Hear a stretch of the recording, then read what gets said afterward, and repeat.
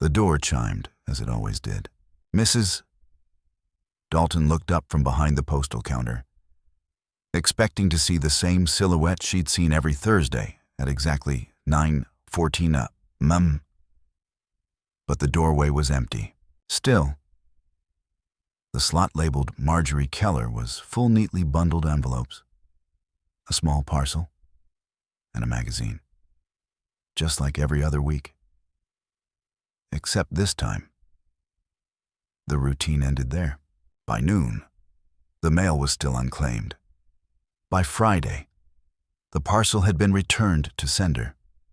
By Monday, the entire town was whispering, because Marjorie Keller had vanished.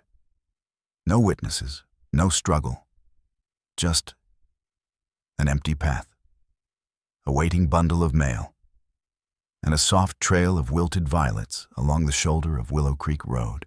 The door of the post office jingled like it always did on Thursday mornings.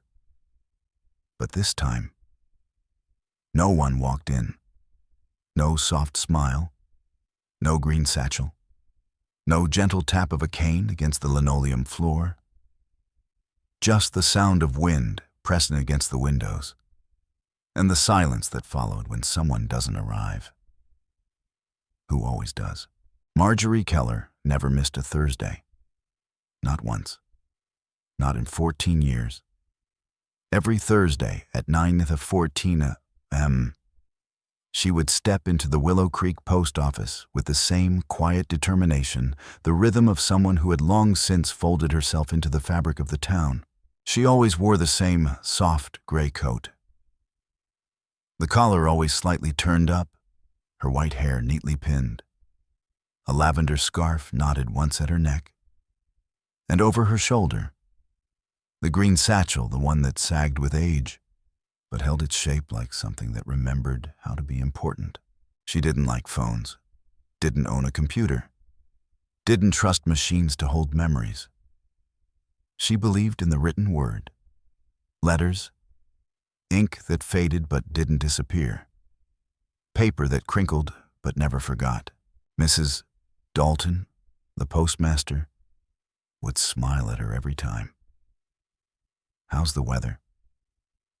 "Marjorie," she'd ask, and Marjorie would reply, "It's Thursday weather." Just right for letters. Always that same answer. Always with a hint of amusement in her tone. Her house sat just a 15-minute walk from the post office. White painted. 2 stories, tucked beneath the branches of 2 sprawling oaks. The kind of house that didn't need a number on the mailbox because everyone already knew who lived there. Marjorie lived alone.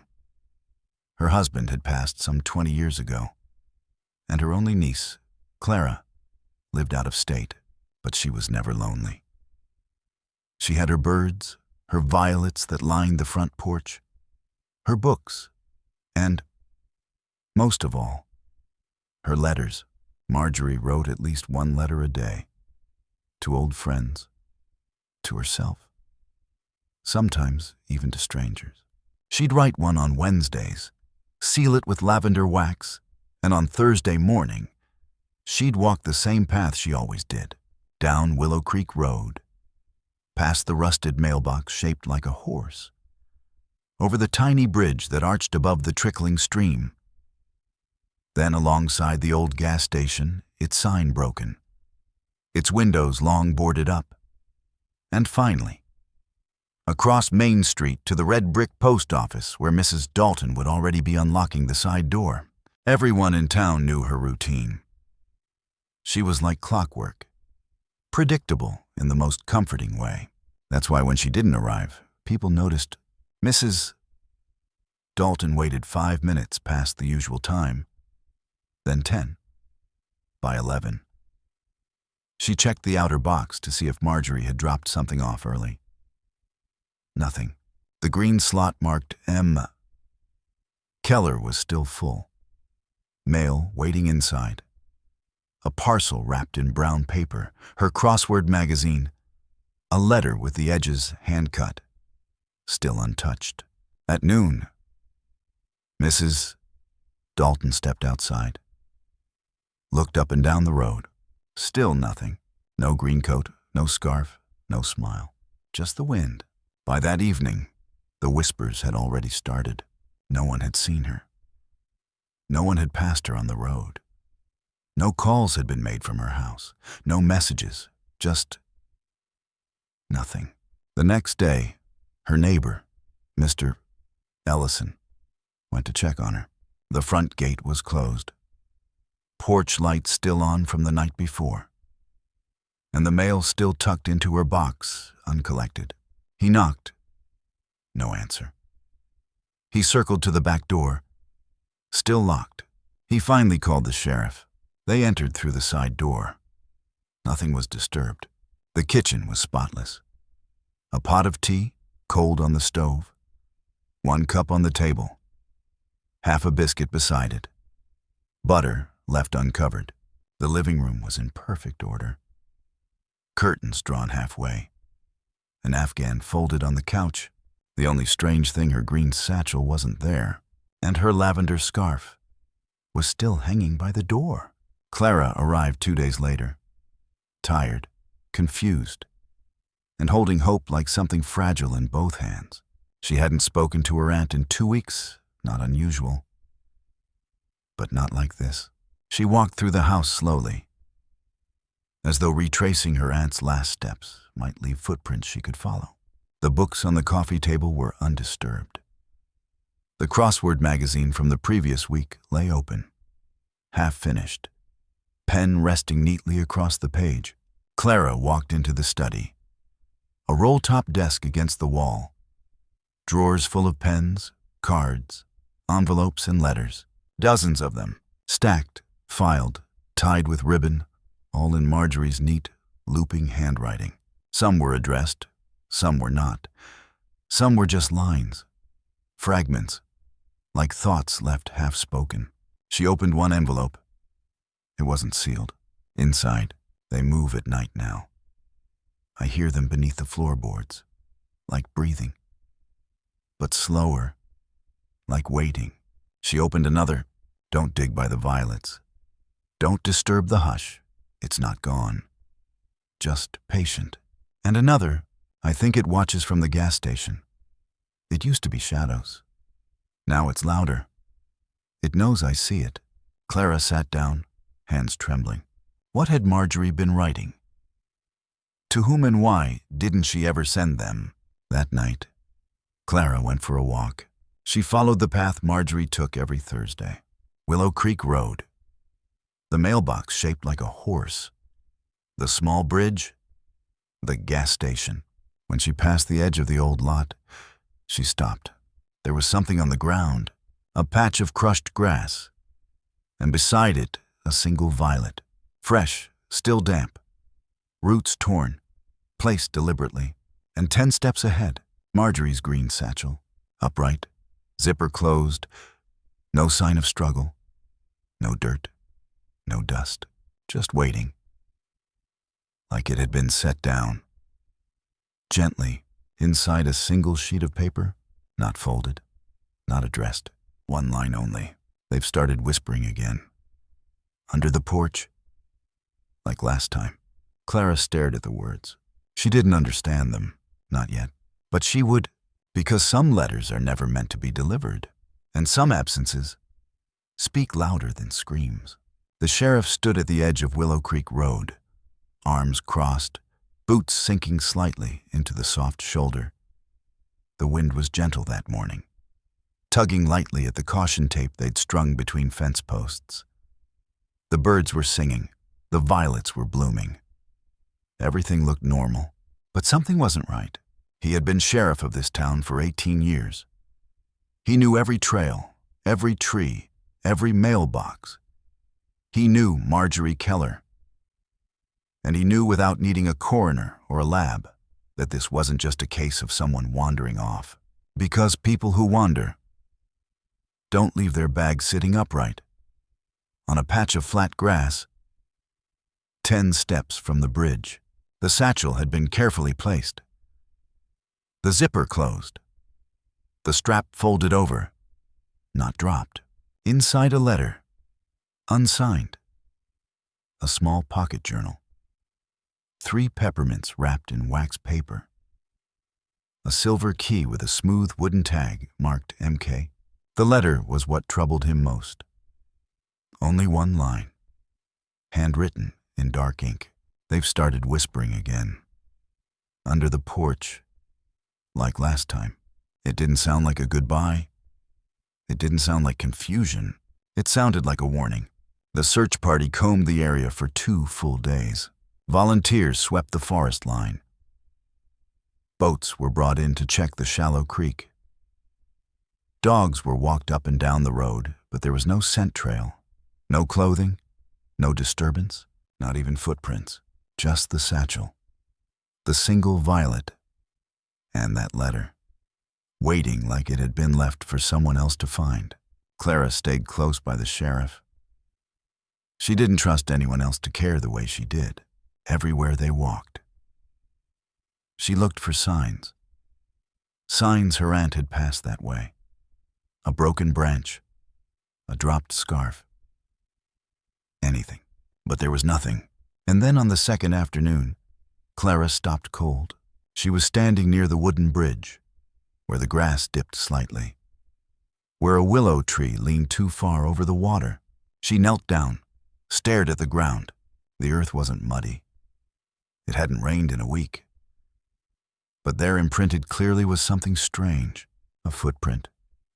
Not hers, not a man's, and not a woman's. It was smaller, too narrow, and wrong. It had 5 toes, yes, but the angle was off. The depth uneven, like whoever made it didn't walk the way humans do. She didn't say anything at first, just stared. Then she reached into her pocket and pulled out her phone. She took a picture, but when she checked it, the footprint didn't show. The grass looked undisturbed, like nothing had ever been there that night. She didn't sleep. She sat on the porch of her aunt's house, arms wrapped around her knees, watching the street, the woods, the shadows. And then she heard it. Not footsteps, not voices, a whisper, right beneath her, under the floorboards. It didn't say words. It didn't form a sentence.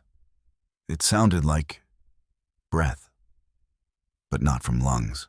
A constant hush, back and forth, like someone was pacing beneath the house. She stood, backed away, tried to tell herself it was just the wind. But the wind doesn't pace. The wind doesn't stop when you hold your breath, and the wind doesn't whisper your name. She went inside, bolted the door, turned every light on, sat on the couch until the sun came up. The sheriff returned early. He saw her through the window, knocked twice before she let him in. "You okay?" he asked. She didn't answer, just pointed toward the floor. He sat down, listened. Nothing. "Right there," she whispered. "Last night. Something was under the house." He didn't laugh, didn't dismiss her. He just said, "Let's check it." They circled the porch, looked underneath. The crawl space was shallow, packed dirt, some old pipes, a few cobwebs, nothing unusual, until Clara pointed. There, by the far corner, a small patch of disturbed soil, and in the center another violet, still blooming. The sheriff reached for it, but Clara stopped him. "Wait." She stepped forward, crouched, and brushed the soil gently. Underneath, barely visible, was a sliver of paper. She pulled it out. It was folded many times, tightly, sealed with a drop of lavender wax. She opened it slowly. Inside, another message. Short. "They only take those who walk alone." The sheriff stared at it. "Do you recognize the handwriting?" he asked. Clara nodded. "Aunt Marjorie." Then it wasn't just a warning. He said it was a pattern. Later that day, Clara walked the path again, this time with the sheriff beside her. They passed the bridge, the gas station, and paused at the place where the satchel had been found. The grass was already rising again, trying to forget it had ever been disturbed. But Clara remembered. And this time she noticed something else. At the edge of the road, nestled near the tree line, a dozen more violets had bloomed, arranged in a perfect circle. Some disappearances scream, some leave chaos. But this one it whispered, and what it whispered was a promise that the road still waits, that the hush between heartbeats holds secrets, and that Thursday will come again. Clara sat on the floor of her aunt's study, fingers smudged with old dust. A thin trail of late morning light spilled through the half-open blinds, painting narrow bars of shadow across the hardwood. Before her, an open drawer, a stack of papers, and a journal with a cracked leather cover that smelled faintly of lavender and something older. Something damp.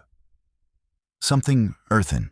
The journal had no title, no lock, just the initials M.K. scratched lightly into the back cover. She opened it slowly. The first few pages were neat.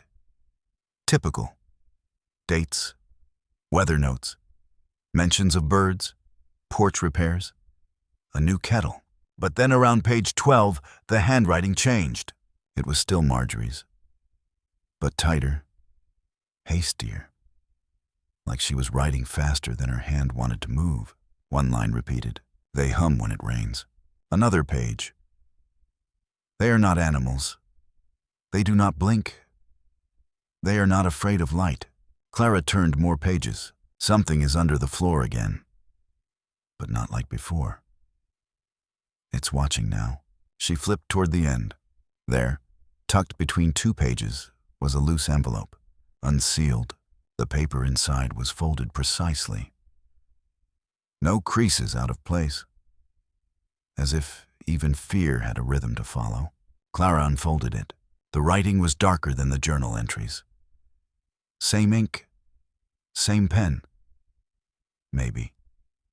But the strokes were firmer, more urgent. The letter read, "To whoever finds this, if I am gone, it is because I chose not to run. I stayed to listen. Because someone must. You must understand, it doesn't want the world.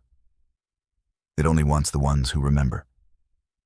The ones who write things down. It feeds on silence, and secrets, and repetition." Clara's breath caught. She read on.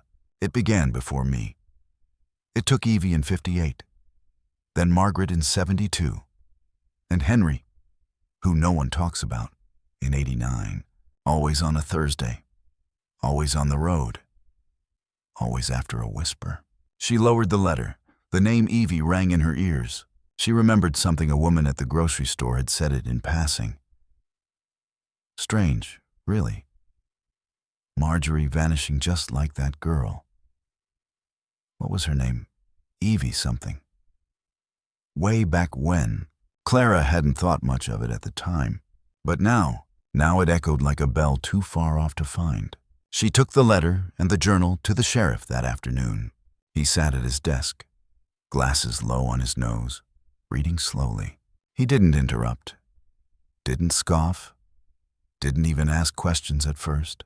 When he finished, he set the papers down and looked up at Clara. "Evie Lang," he said. Clara leaned forward. "Oh, you know that name." He nodded. Evie disappeared on a Thursday. Same route, same weather. She was 16, walking to the post office. He stood up, opened a drawer, pulled out a manila folder sealed with a thick rubber band. "I keep copies of the cold cases. Local ones, anyway. Most people forget, but I don't." He handed her the file. Inside a photograph. A girl with dark eyes, braids, faint smile. Below it a single scan note. It was a letter, never mailed, found in her room days after she vanished. And in it, one sentence repeated twice. "They walk beneath the violets." Clara swallowed hard. "It's the same," she whispered. "The violets. The Thursday walks. The silence after." The sheriff nodded. "And the letters no one ever sends." Later that evening, Clara walked back to the house. She carried the journal, the letter, and her phone, though she had no signal. Her mind spun like a wheel in thick mud. She tried to rationalize. Was this all just local myth, a pattern painted on coincidence? The desperate beliefs of a lonely woman. But as she stepped onto the porch, her eyes caught something new, just beneath the wooden swing, nestled between two floorboards, a fresh violet. It hadn't been there that morning. She knelt, touched the petals, still cool, still damp. She stood quickly, entered the house, bolted the door behind her. The hum began again, low, steady, under the floor, like a song made of breath, like something waiting for her to answer. She turned the radio on. White noise filled the room. She opened the window. Birdsong slipped in. She lit a candle. Its flame wavered, but held, and then she sat at her aunt's desk, pulled out a fresh sheet of paper, uncapped a fountain pen, and began to write. I heard it again today. The hum beneath the porch, the whispers inside the cracks. I think they know I'm listening now. She didn't finish the letter. She didn't sign it. She folded it, left it unsealed, placed it on the table beside the lavender wax stamp her aunt had always used. Then she stood and walked to the porch, not to flee, not to run, to listen. Because maybe Marjorie had been right. Some letters should never be sent, but they must be written. The bell above the door rang softly. Not the usual chime, but slower. Delayed, hesitant. Mrs. Dalton looked up from her desk. She had been postmaster at Willow Creek for 23 years. She'd sorted letters during power outages, wrapped packages while contractions started with her second child. Once delivered a box of medication by foot in a snowstorm when no one else could. But this was the first time she'd hesitated to unlock the mail slot labeled Marjorie Keller. It was still there. Day after day.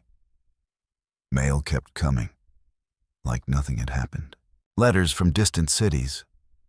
A magazine subscription that auto-renewed. Even a package last week, no return address. Postmarked Ohio. She'd tried not to open it. She'd tried to be good, follow the rules, but Marjorie had been more than a customer. She'd been a friend, the kind who sent handwritten thank you notes for a smile, the kind who always asked how your mother was doing, even when she was sick herself. And now her mailbox sat full, like a question that refused to be answered. That morning, Clara entered the post office quietly. Mrs. Dalton looked up, smiled a tired smile. I wasn't sure I'd see you again, she said. Clara returned the smile, faint and slow. I'm not sure why I came either. Just felt like the place to be. Mrs. Dalton nodded, then hesitated. There's something... I probably shouldn't say this. But do you know anything about a black wax seal? Clara's breath caught. Black wax. Yes. Mrs. Dalton reached beneath the counter, pulled out the small parcel. Brown paper, no stamps, only a seal in the center, a spiral of thorns, pressed deep in black wax. She handed it to Clara. It came last week, just before you arrived. Addressed to Marjorie, no return. I thought maybe it was nothing, but I've never seen anything like it. Clara turned it over. It was cold, unnaturally so. The spiral looked like it had been burned in, but the paper was unmarked. No smoke, no scent. She peeled back the edges of the seal. Inside, Photographs, old, faded, curling at the edges. She flipped through them slowly. Each one was of Marjorie. Some in the garden, some near the bridge, one standing in the woods. But what struck Clara, what chilled her, was that in none of them did Marjorie face the camera. Her head was always turned. Not away, but toward something. Something just out of frame. A corner, a shadow, a shimmer in the trees, and in one photo barely visible in the background, a tall, narrow figure, black, too long, standing still, watching. Mrs. Dalton stepped back. I didn't see that before. Clara stared. The figure wasn't shaped like a man. It was all angles and void. Like someone had carved it out of the picture after it was taken but forgot to hide the edges. She placed the photos down, hands trembling. "There's something under this town," she whispered. "Something no one talks about. Something that remembers." Mrs. Dalton nodded slowly, and then, as if deciding that truth could no longer stay buried, she spoke. "Marjorie used to send letters, not just to people, to places." Clara blinked. "What do you mean?" She'd address envelopes to things that didn't have names. The ones beneath. The keeper of the violets. The space between Thursdays. She never said what was inside. I never asked. Clara was silent. The words hit like wind on still water. Every Thursday. Mrs. Dalton continued. She mailed one, always handwritten, always sealed in lavender wax. Same address, no city, no state, just a direction. Clara's voice was barely a whisper. What direction? Mrs. Dalton reached under the counter again, pulled out a drawer marked unclaimed mail. Inside one last envelope, lavender wax, unsealed, addressed simply to the silence beyond the porch. Clara opened it with shaking fingers. Inside one line, "If I go missing, tell the violets I remember." The silence in the post office deepened. Outside, wind passed through the trees. A few violets planted in front of the building years ago rustled in the breeze. Mrs. Dalton stepped around the counter. I think she was trying to appease it, feed it, or maybe just delay it. Clara whispered, "Why didn't anyone stop her?" Mrs. Dalton met her eyes, because none of us believed her. Not until she didn't show up.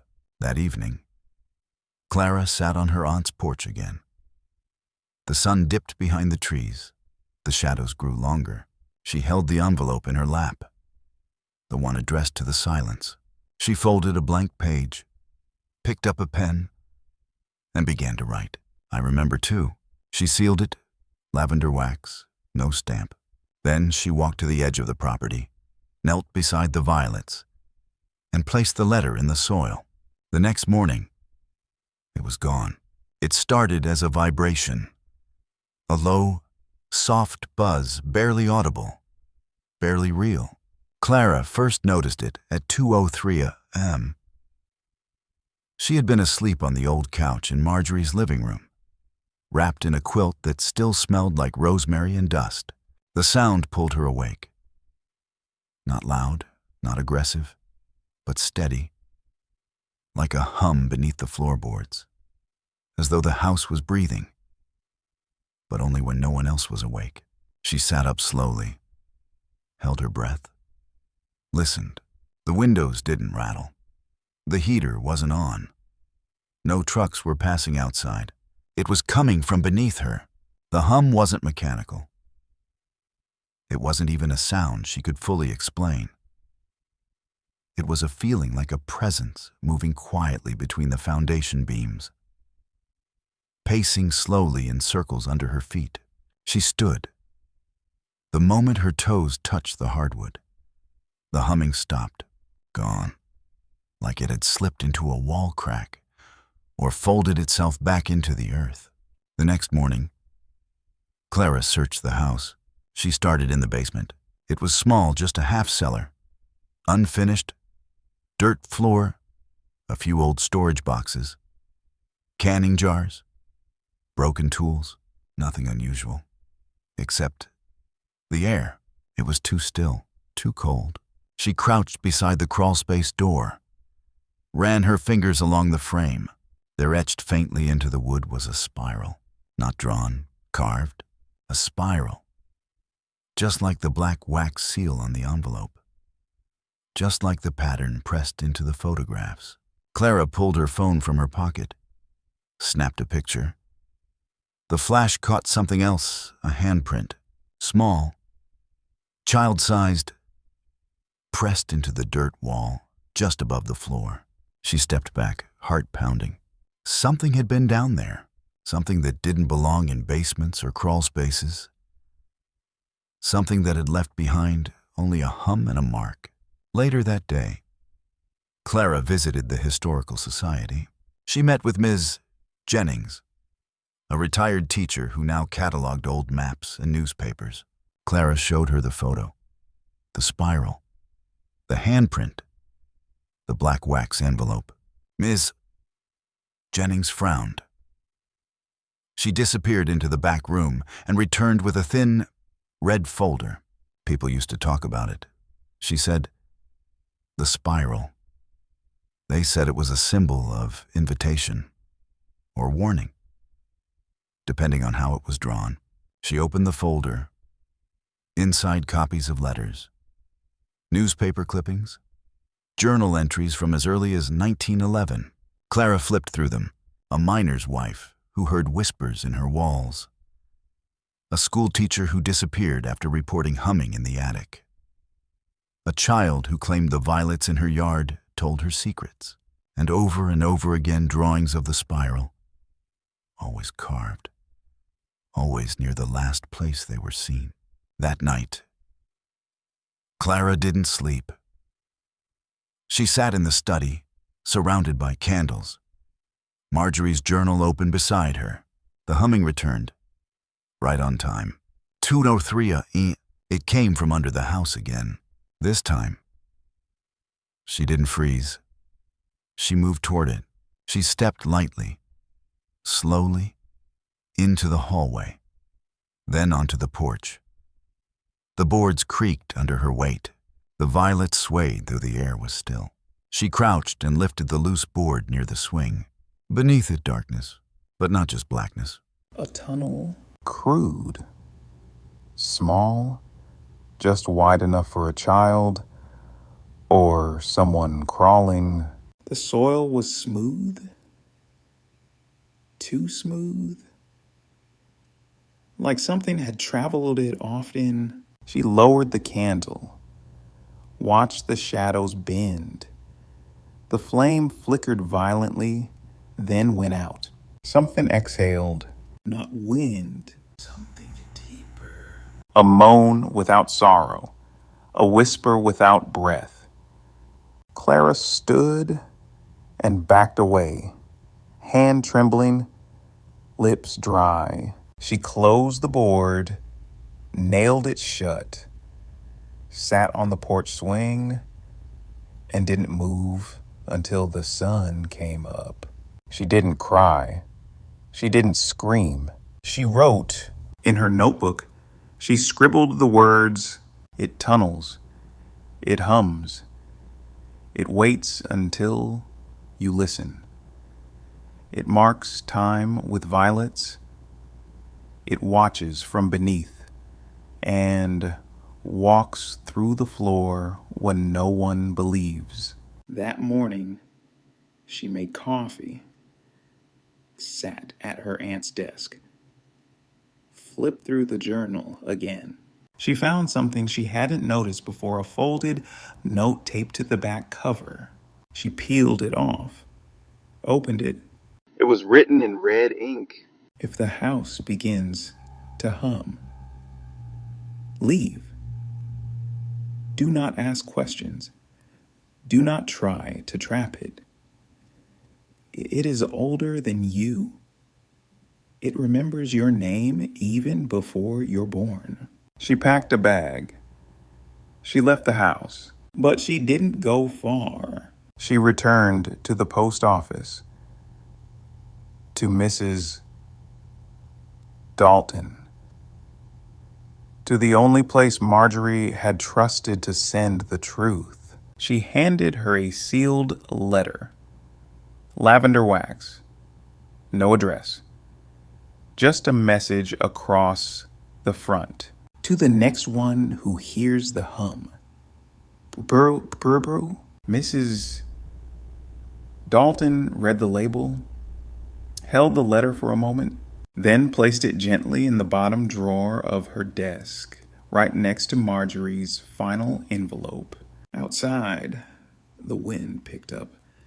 The violets trembled.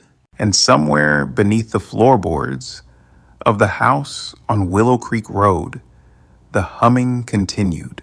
The oldest stories in Willow Creek never made the newspapers. They weren't carved into plaques or taught in classrooms or framed behind glass in the town library.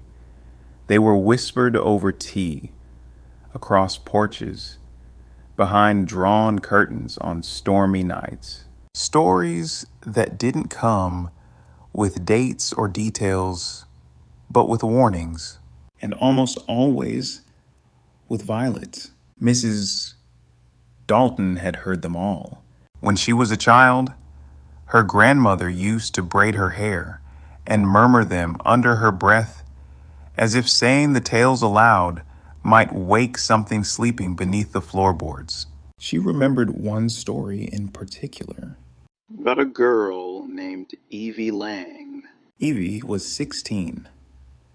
Lively. Smart. She used to help shelve books at the old town library. On Thursdays, she walked to the post office just like Marjorie did decades later. One day, she simply didn't return. Her parents waited. The neighbors searched. But there was no trace. Not a single footprint. Just her bag left neatly by the willow tree at the corner of Ridge Road. And a single violet tucked into the zipper. That was 1958. The sheriff then had no answers. The town moved on. But Mrs. Dalton's grandmother never forgot. She didn't run away. She used to say, they asked for her. She heard the hum, and she followed. Now, as Clara sat across from her in the quiet back room of the post office, Mrs.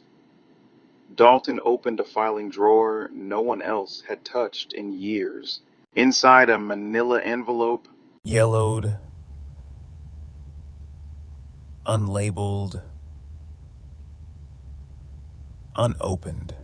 She slid it across the table. My grandmother kept this, she said softly. Said it was from someone who tried to warn Evie. But by the time the letter arrived, she was already gone. Clara opened it. Inside a handwritten page, the ink was faded, but the script was careful, deliberate. If she hears them, it's too late. If she writes, they'll listen. If she remembers, they'll come. The violets mark the spot. They grow where the whispers settle. Do not walk where violets bloom unnaturally. Clara looked up. Have you seen them grow like that? Mrs. Dalton nodded. I planted some out front. They never bloomed. But since the day Marjorie vanished, she motioned toward the front window. Clara stood, peeked through the blinds. Violets, fresh, tall, unseasonal, sprouting in tight, perfect rings near the mailbox. Even where the concrete cracked, they pushed through. Later that afternoon, Clara returned to Marjorie's house. She hadn't planned to stay long. Just grab her things, maybe one last letter. But as she stepped onto the porch, she saw something that made her stop cold. The swing was moving gently back and forth. No wind, just motion. And on the cushion, a folded piece of paper. She picked it up, unfolded it. No envelope, just a message. You wrote, we heard. It listens through you now. She stepped back, breath caught in her throat. The porch boards beneath her creaked softly. She glanced down, more violets, growing now, between the cracks in the floor, creeping toward the door. That night, Clara went to the library. She requested access to the restricted archives, old town records, property logs, crime reports no one bothered to digitize. She wore gloves, kept her light low, and found it. A property map from 1910. Her aunt's home was there, but it had a different label. Parcel 7 Willow Shelter, uninhabitable. Sealed 1893. She traced her finger over the line work, noticed faint, curved markings near the foundation. Spirals, 5 of them, drawn in ink too light to see unless you looked closely. The journal entry clipped beside the map belonged to a man named Jonah Whitlock. He had written, "We sealed the place after it took Ruthie, after the floorboards moved like breath, after the violets grew from stone, we prayed over it, nailed iron into every threshold, and marked the doors with ash." The next page had a small, pinned photograph, sepia-toned, faded. Clara blinked. The house was the same shape, same porch, even the swing. And in the far right corner of the photo, a blur. Not a trick of the camera, not dust. A shadow, elongated, narrow, curved slightly, like it was listening. She turned the photo over. In faint handwriting. If it shows in a picture, it's too late. Clara left the library just before midnight. She didn't return to Marjorie's house, not that night. Instead, she walked to the edge of Willow Creek, to the bridge, to the place where the satchel was found. She sat on the grass, waited, listened. And just before the sky turned gray, she heard it.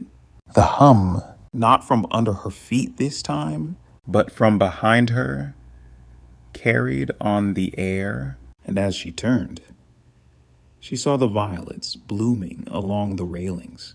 Fresh, bright, alive. She opened her notebook, wrote one line. It isn't gone. It's remembering now. The morning Clara returned to Marjorie's house, the sky was overcast. Not dark, not stormy, just that blank gray that makes the world feel hushed, muted. The kind of sky under which secrets feel closer to the surface. She didn't bring a suitcase, didn't bring her notebook, just a small box, inside a candle, a bundle of letters, and the final envelope her aunt had ever written, the one sealed with lavender wax and labeled in looping cursive for Clara, only if it happens again. Clara hadn't opened it. Not when she arrived. Not when Marjorie first disappeared. Not after the humming.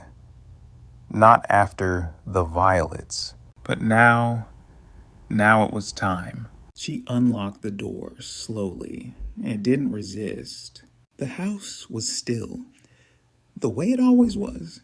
Books stacked neatly, the desk clean, curtains pulled, halfway open. But the air had changed. Not foul, not cold, just heavy. Like breath held in a sealed room. She sat at the kitchen table, placed the box beside her, lit the candle. Then she broke the wax seal and opened the letter. Clara, if this is in your hands, then I'm gone. Not lost, not stolen, gone. In the way things disappear into silence, into memory, into whatever leaves beneath this town that none of us dare name. I've tried to hold it back, to write enough, to keep it from needing more, but it always comes again. Every few decades. It stirs. It reaches. It calls. And someone always answers. Clara's hands trembled slightly, but she kept reading. There's something you must understand. Clara, it doesn't want chaos. It doesn't want attention. It wants patterns, ritual, return. The violets bloom, not because it's feeding, but because it's remembering. The more it remembers, the closer it becomes. You write. I know you do. You've always loved words. That's why it will notice you now. But listen, it cannot take what has been named out loud, what is witnessed, what is spoken into the world with clarity and courage. If it comes again, don't hide. Don't hush. Write. Speak. Tell someone. Leave proof. Because if it is remembered, it cannot return the same way. Clara sat in silence for a long time after that. Not because she was afraid, but because she understood. She looked toward the floorboards near the porch, where the humming had once begun. Then she stood, took the bundle of her own letters, written over the past week, and began to place them one by one around the house, on the kitchen table, inside the drawer of the desk, between the floorboards, where the candlelight flickered. Each letter sealed in lavender wax, each one marked with her handwriting, each one telling the truth about the violets, the humming, the darkness, the spiral, the silence that moved like breath. She was turning the house into a record, a testimony, a voice the creature couldn't ignore. That night, she didn't run. She didn't flee to a hotel. She didn't sleep with the lights on. She sat in the center of the living room, the candle beside her, her aunt's journal in her lap, and a pen in her hand. She waited. At exactly 2:03 a.m., the humming returned. Stronger this time, not subtle, not distant. It moved up through the floor, vibrated through the wood, rippled through the candle flame. She felt it in her teeth, in her spine, in the space behind her eyes. But she didn't move. She opened the journal and wrote one line. You are not unspoken anymore. The hum stuttered, shifted, paused. Then a new sound, footsteps, soft, measured, crossing the floor behind her. She didn't turn around. Instead, she kept writing, you do not own silence. You do not own memory. You do not own her. You do not own me. The footsteps stopped. Then a whisper. No more. She replied aloud, voice calm. No more. And the house was quiet. In the morning, the violets were gone. Every last one, from the porch, from the mailbox, from the cracks in the road, gone. The spiral carved beneath the house had faded. Namakswanbapo. The hum did not return. Clara lit one final candle, sat on the porch swing, and wrote the last letter. She addressed it to no one, signed only with her initials. Then she walked it down to the post office. Mrs. Dalton was waiting. No words were exchanged. The letter was placed in the drawer beside Marjorie's, beside the others. And the drawer was closed. Clara never returned to Willow Creek. But the mailbox outside her aunt's house still carries the name Keller. And every Thursday at 9:14 a.m., Mrs. Dalton still glances up just in case. Sometimes the wind brushes the door just right, and the bell rings once, softly, like memory. And sometimes beneath the drawer in the back room, a letter appears that no one delivered, always sealed with lavender wax, always blank but warm to the touch. Some stories don't scream. They whisper through old floorboards and violet petals that bloom out of season and letters no one ever sends. Marjorie's disappearance wasn't just a mystery. It was a memory refusing to be erased, a reminder that silence is never truly empty. It holds the weight of the unspoken, the power of what we choose to ignore. And sometimes, the only way to keep darkness at bay is to write it down, to speak it aloud, to let it know we remember, and we are not afraid to name it. Thank you for joining us on this haunting journey. If this story stayed with you, if it made you pause or listen just a little more closely to the quiet, we'd love for you to subscribe to the channel. Your support helps us bring more mysterious and emotional stories to life. And if you have your own memory, your own version of silence, share it with us in the comments below. Let's keep remembering together. Until next time, be careful where you walk and always listen just beneath the noise.